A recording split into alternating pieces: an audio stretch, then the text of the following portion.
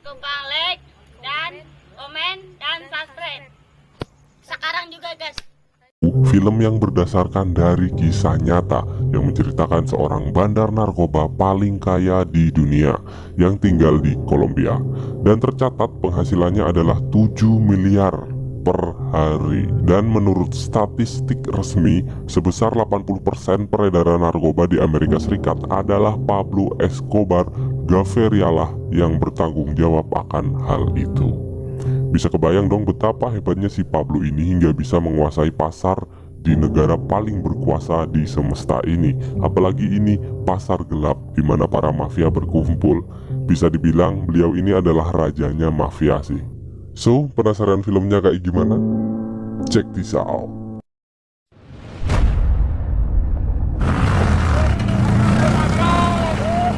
Film berlatarkan pada tahun 1981, tepatnya di Naples Ranch, Kolombia, dan kita akan diperkenalkan pada Pablo Escobar.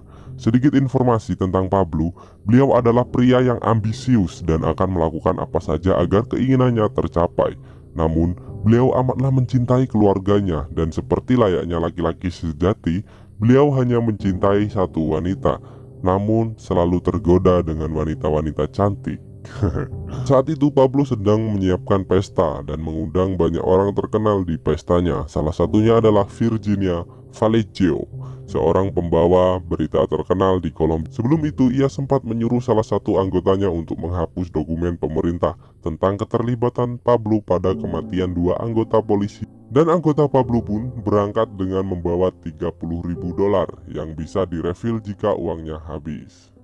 Virginia datang bersama suaminya menggunakan pesawat pribadi milik Pablo. Virginia datang tanpa mengetahui bagaimana perawakan Pablo sebenarnya. Hingga saat pesta dimulai, akhirnya ia bertemu langsung dengan Pablo.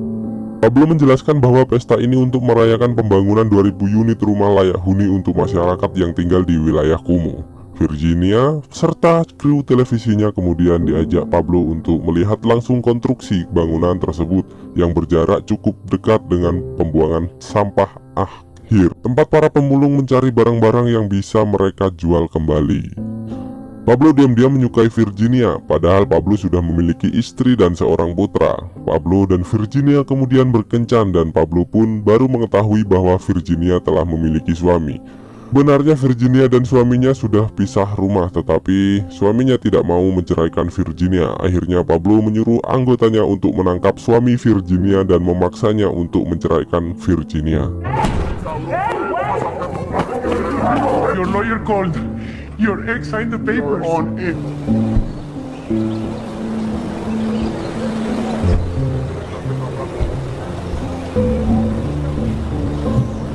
Dan untuk merayakan perceraian tersebut, Pablo mengajak Virginia liburan ke suatu pulau di Kolombia. Tepat pada saat itu juga sedang diadakan rapat para gerbong narkoba dari kartel Medellin dan kartel Cali untuk saling bekerja sama dan membagi wilayah penyebaran narkoba mereka. Kartel Medellin di Florida dan kartel Cali di New York. Untuk pengecer dan pengiriman diatur oleh Pablo karena mereka tahu tidak ada seorang pun yang berani mencuri 1 gram kokain dari Pablo. Pernah suatu hari di jalan tol Florida, pesawat Pablo yang membawa kokain dari Kolombia mendarat, yang tentunya menyebabkan kemacetan di jalan bebas hambatan itu. Rápido, echate para atrás, hombre.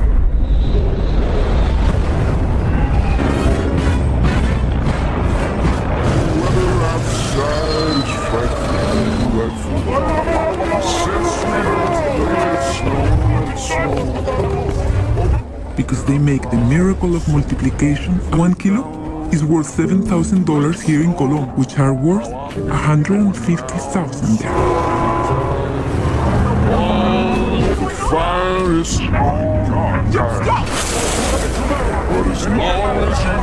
Udah kayak jalan tol sendiri anjir. Amerika Serikat menjadi incaran Pablo karena di sana 1 kilogram kokain dihargai $150.000 dan Pablo membawa ribuan kilo ke sana.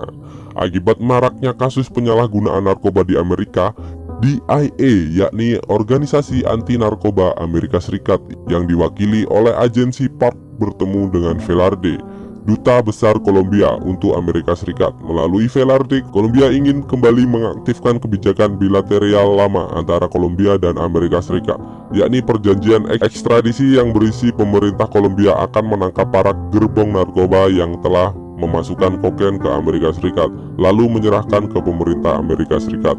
Dan perjanjian tersebut terdengar sampai ke telinga Pablo. Pablo kemudian mengumpulkan semua penanggung jawab kartel Medellin dan kartel Cali untuk bersama-sama mencalonkan Pablo menjadi anggota dewan di Kolombia, agar ia bisa membatalkan perjanjian ekstradisi yang akan merugikan mereka semua. Dan untuk memperlancar usaha tersebut, Pablo bersama rekan-rekan bersedia membiayai kampanye dua calon presiden Kolombia, sehingga siapapun yang menang tidak akan ada masalah bagi Pablo. Dan benar saja, Pablo terpilih menjadi anggota dewan untuk wilayah Medellin. Saat rapat kongres pertamanya, Pablo dilarang masuk ke ruang rapat, bukan karena menyelundupkan 40 ton kokain ke Amerika Serikat, tetapi karena tidak mengenakan dasi. Sorry, sir, but a tie is required to enter a chamber.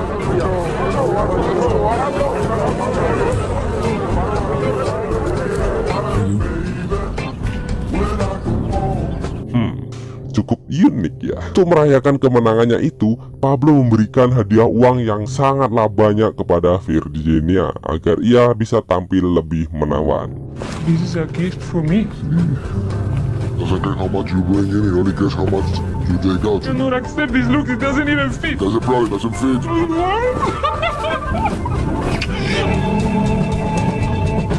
Just grab and fry your brain. There's nothing worse than this.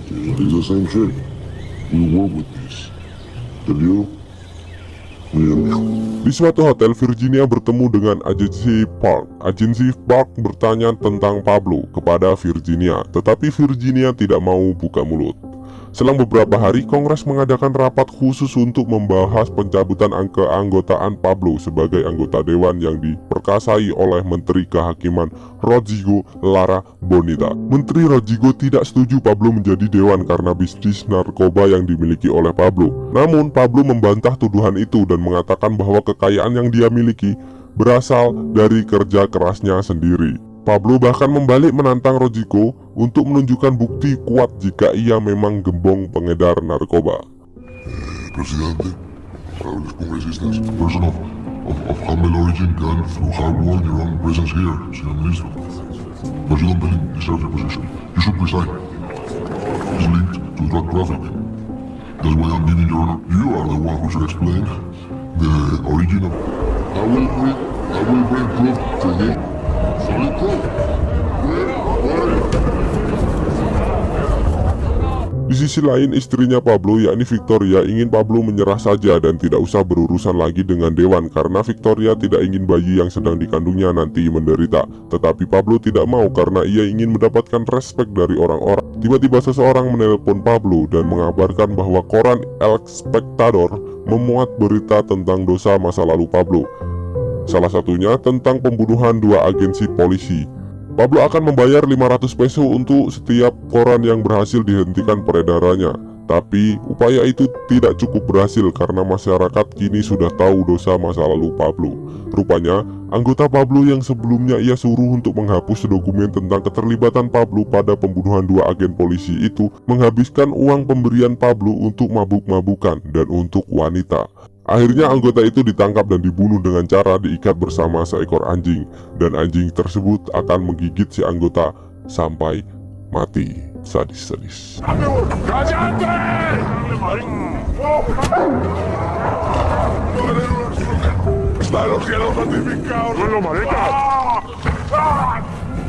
Karena sudah tidak ada cara lain, akhirnya Pablo memutuskan untuk membunuh Menteri Rodrigo. Untuk jaga-jaga, ia menghadiahi Virginia pistol karena Virginia sedang dijadikan target sebab keterlibatan dengan Pablo. Pablo mengutus Karyo atau pembunuh bayaran anak-anak untuk membunuh Menteri Rodrigo. Tidak hanya itu, Pablo juga memerintahkan untuk membunuh editor koran yang memberitakan masa lalunya. You have to be prepared to die.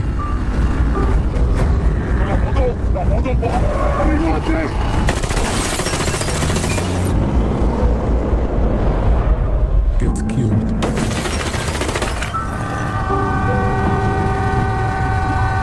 Setelah kematian Menteri Rodrigo, Pablo bersama rekan-rekannya pergi ke Panama dengan niatan membantu Panama membayar hutang-hutangnya. Dengan balasan, Panama ikut terlibat dalam upaya penghapusan perjanjian ekstradisi.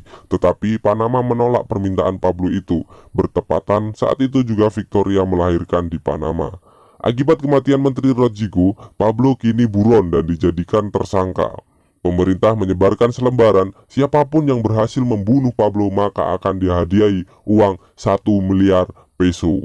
Menjawab selembaran itu, Pablo lalu mempersenjatai masyarakat lingkungan kumuh agar bisa bekerja padanya. Pablo menghadiahi $2.000 untuk setiap polisi yang dibunuh, $5.000 untuk sersan, letnan dihargai $10.000 dan mayor sebesar $50.000.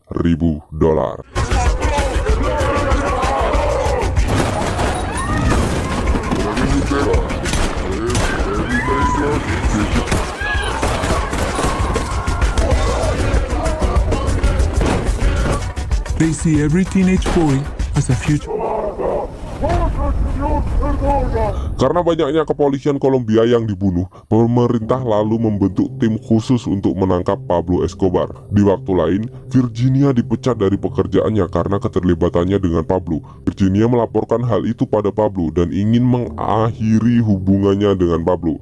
Pablo yang kala itu sedang sembunyi di hutan hanya bisa mengiyakan permintaan Virginia karena posisinya sendiri sedang tidak aman. Tiba-tiba, 2 helikopter kepolisian muncul dan hendak menangkap Pablo.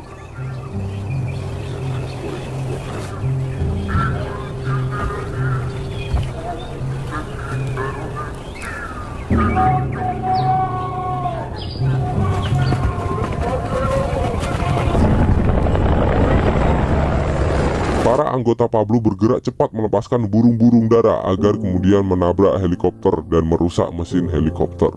Pablo sendiri yang habis enak-enak dengan pelacurnya terpaksa melarikan diri dengan bertelanjang bulat.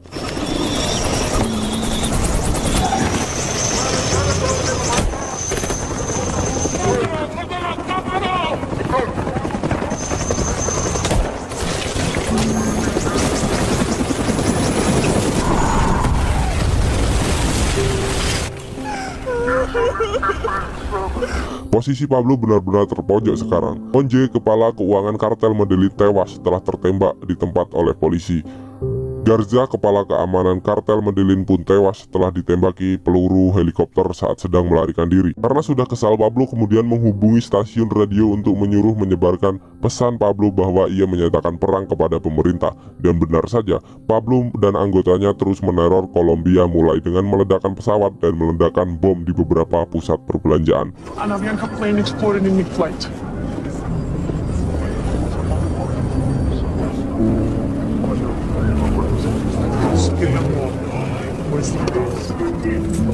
After a dozen bombs, the country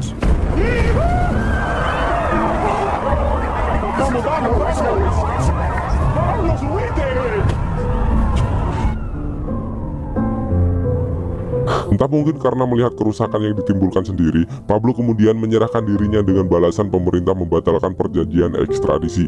Pemerintah menerima penyerahan diri Pablo tersebut. Tapi sebelum itu, Pablo ingin dipenjara, yang penjaranya ia desain sendiri. Dan penjara Pablo adalah penjara yang sangat mewah, bahkan ada lapangan bola dan diskotik di dalamnya. Pablo adds one last condition to his surrender.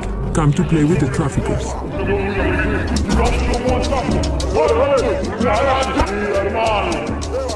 And the match isn't...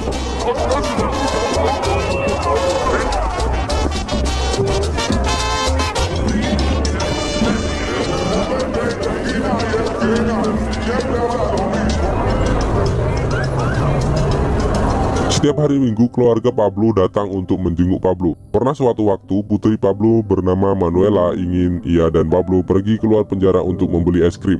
Pablo mengiyakan permintaan Manuela dan mengancam setiap penjaga untuk memperbolehkan keluar dari penjara sebentar saja. Hello? Who's the boss here? Open. Stop us or the king will cut your heads off. Yeah, our carriage is waiting for us. You wouldn't give me that deed, old man.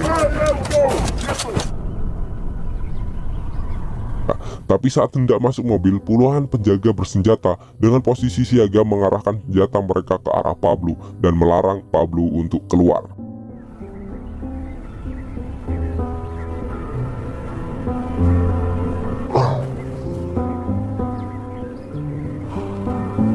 further to tell you, my princess, I bring the best ice cream, strawberry ice cream. Pablo dan Manuela pun batal membeli es krim. Beberapa waktu kemudian, Virginia datang ke penjara Pablo. Dia ingin Pablo mengumumkan bahwa ia dan Virginia sudah tidak ada apa-apa.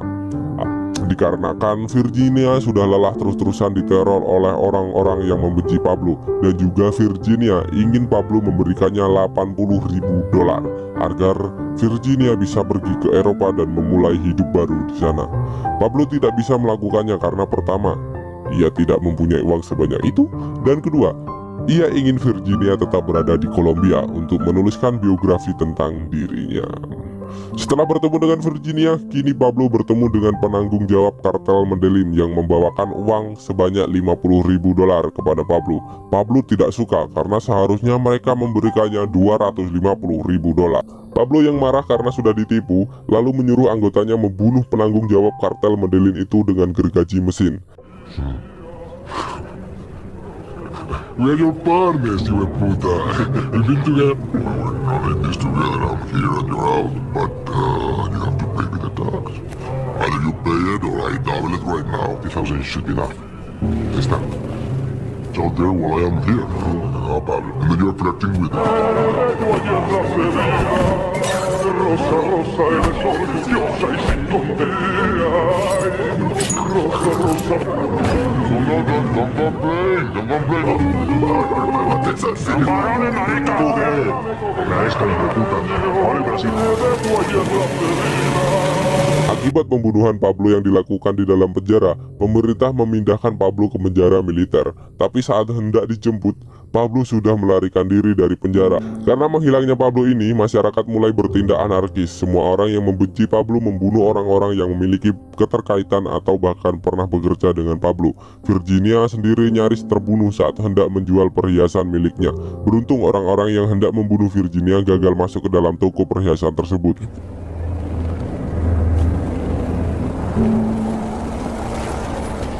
Good morning. These belong to European royalty. If you give me a good price, I bring you more. Let me have a look. Call the police. Call the police. Please. Call the police already. No. What?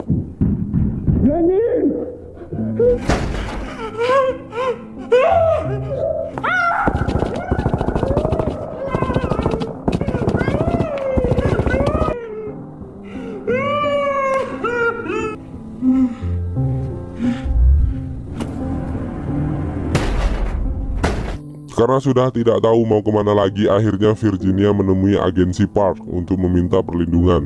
Dengan begitu, Virginia akan membongkar semua hal yang ia tahu tentang Pablo.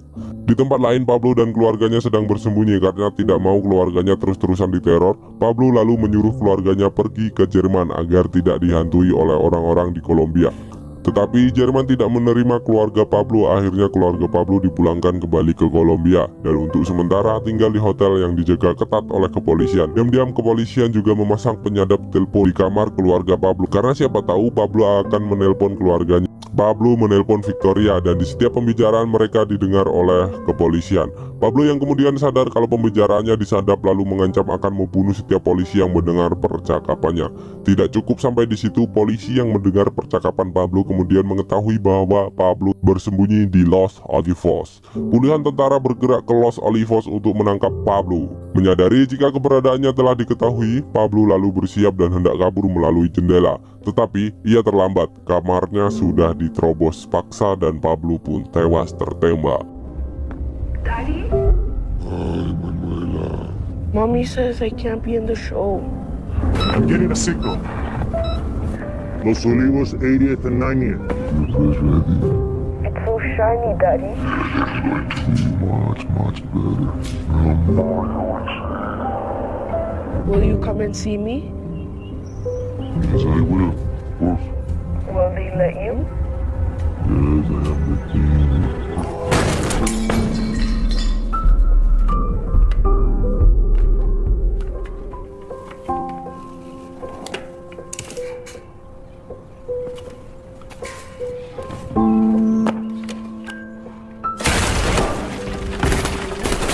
Pablo Escobar Gaviria tewas tertembak di Kolombia pada tanggal 2 Desember 1993. Dan film pun tamat. Oke, jadi teman-teman, ini filmnya keren banget, sumpah. Dan untuk pesan-pesan yang bisa diambil, kalau kalian mau kaya, ya cepet kaya, maksudnya kalian jual narkoba, tapi ya resikonya kalian bakalan diburu oleh tentara, diburu oleh masyarakat, lalu dibenci oleh negara, bahkan negara nggak mau nerima kalian dan keturunan kalian gitu. Jadi bisa dibayangkan betapa kejamnya narkoba untuk kehidupan. So jangan pernah nyoba-nyoba dan jangan pernah mau menjual, karena sebenarnya fakta mengejutkan, Pablo Escobar, seorang bandar narkoba terbesar di dunia, tidak pernah memakai narkoba sedikit pun. Saya Pecel Lele, pamit undur diri dan salam barbar.